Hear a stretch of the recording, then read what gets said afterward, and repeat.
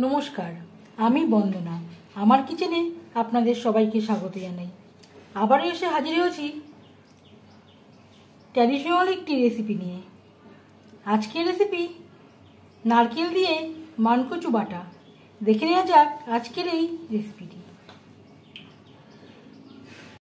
আজ তৈরি করব বাঙালির অত্যন্ত প্রিয় একটি রেসিপি, মানকচু বাটা। মোটা করে এই খোসা ছাড়িয়ে নেব। মিক্সচারে দিয়ে ব্লেন্ড করে নেব। আপনারা চাইলে গ্রেট করেও নিতে পারেন।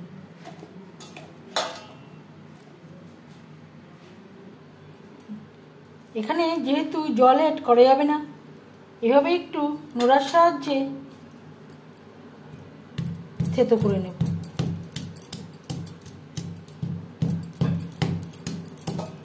আপনারা যদি তৈরি করেন অবশ্যই গ্রেট করে নেবেন।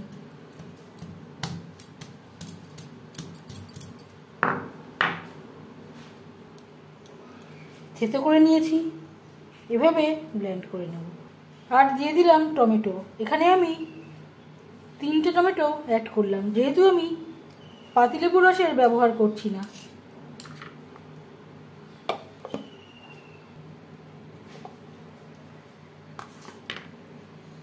জল অ্যাড না করেই আমি বেটে নিয়েছি। আর লাগছে আর কিছুটা পরিমাণে কচু আমার রয়ে গেছে, একবারে ধরেনি। কাঁচা পাকা লঙ্কা, নারকেল। অবশ্যই একটু নারকেল ব্যবহার করলে স্বাদটা খুবই ভালো হবে।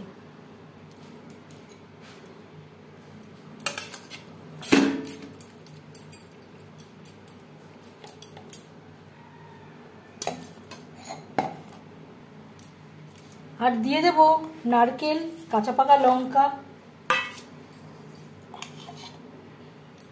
কচু, টমেটো। আর লাগছে সর্ষে। এখানে নিয়েছি 1/2 চামচ হলুদ সর্ষে, 1 চামচ কালো সর্ষে।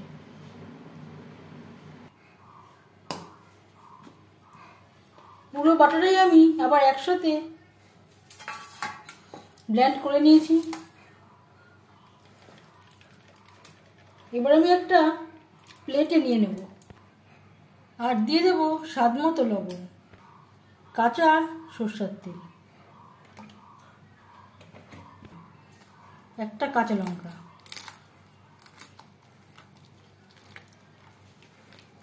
বাটার সাথে বেশ ভালো করে কাঁচা সরষের তেল, লবণ ও লঙ্কা মিক্সড করে দেব।